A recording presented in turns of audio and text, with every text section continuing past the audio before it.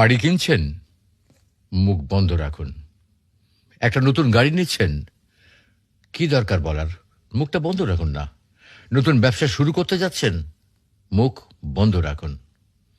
ছুটিতে বাড়ি যাচ্ছেন, মুখটা বন্ধ রাখুন না। নতুন কোর্স শুরু করছেন, হ্যাঁ ভালো কথা, দয়া করে মুখটা বন্ধ রাখুন। চাকরিতে পদোন্নতি হবে, খুব ভালো কথা, এটা জাহির করার তো কোনো দরকার নেই, মুখ বন্ধ রাখুন। একটা কথা বলি, জীবনের বড় বড় মুহূর্তে আমাদের মনে হয় প্রিয়জন বা বন্ধুদের জানালে খুশি হবে, মনে হয় সুখ ভাগ করলে দ্বিগুণ হয়। কিন্তু সত্যি বলতে কি জানেন, সবসময় তা কিন্তু হয় না। বরং অতি তাড়াতাড়ি মুখ খোলাই হয়ে দাঁড়ায় সবচেয়ে বড় ভুল। আমাদের স্বপ্ন আসলে একটা বীজ। এই বীজকে মাটিতে রোপণ করার পর যত্ন চাই, সুরক্ষা চাই। কিন্তু যদি খুব তাড়াতাড়ি সবাইকে দেখাতে ব্যস্ত হই, তখন সেটা শেকড় গজানোর আগেই কিন্তু শুকিয়ে যায়। বাস্তব অভিজ্ঞতা বলে, যত বেশি স্বপ্ন শেয়ার করবেন, তত বেশি হিংসা, ঈর্ষা আর বদনজরের চোখ আপনার দিকে পড়বে।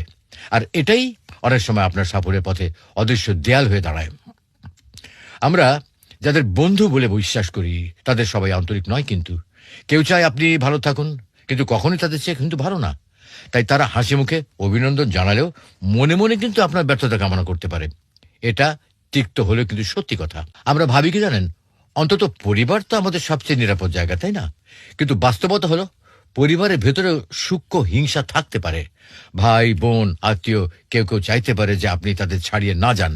এই গোপন প্রতিযোগিতা অনেক সময় আপনার আনন্দকে নিঃশব্দে বিষিয়ে দিতে পারে। অনেকে বলে বদল শুধু কুসংস্কার, কিন্তু অভিজ্ঞতা বলে অন্য কথা।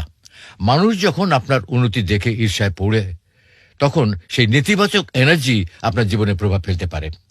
সনাতন হিন্দু ধর্ম, ইসলাম ধর্ম ও অন্য প্রায় সব ধর্মেই বদনজরের উল্লেখ আছে। অর্থাৎ এটা কোনো কাল্পনিক ভয় নয়, নীরবতা দুর্বলতা নয়, বরং শক্তি। চুপ থাকা মানে ভেতরে ভেতরে প্রস্তুত হওয়া। একটা কথা চিন্তা করবেন, কৃষক যেমন বীজ রোপণের পর প্রতিদিন হাটে গিয়ে ঘোষণা করে না, তেমনি বুদ্ধিমান মানুষও নিজের স্বপ্ন গোপন রাখে। সময় এলে ফলাফল নিজেই কথা বলে, তখন আর কাউকে বোঝানোর প্রয়োজন হয় না। আপনার ভাগ্যে যা আছে, মহান আল্লাহ তাআলা যা লিখে রাখেন বা পরিকল্পনা করেন, কেউ কিন্তু তা মুছে রাখতে পারে না। কিন্তু তাড়াহুড়ো করে বেশি মুখ খোলার কারণে আপনি নিজের জন্য অযথা বাধা তৈরি করতে পারেন। তাই বিশ্বাস রাখুন, ধৈর্য ধরুন, পরিশ্রম করুন এবং যতটা সম্ভব মুখটাকে বন্ধ রাখুন। মনে রাখবেন, স্বপ্নকে আগে ভাগে প্রকাশ করা মানে তাকে দুর্বল করে ফেলা।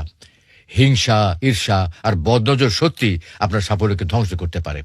তাই যখনই জীবন আপনাকে কোনো বড় সুখবর দেবে, নতুন বাড়ি, গাড়ি, বিয়ে বা পদোন্নতি, তখন আনন্দে চিৎকার না করে নীরবে উপভোগ করুন। সময় এলে আপনার সাফল্যই পুরো পৃথিবীকে জানিয়ে দেবে আপনি কি করেছেন।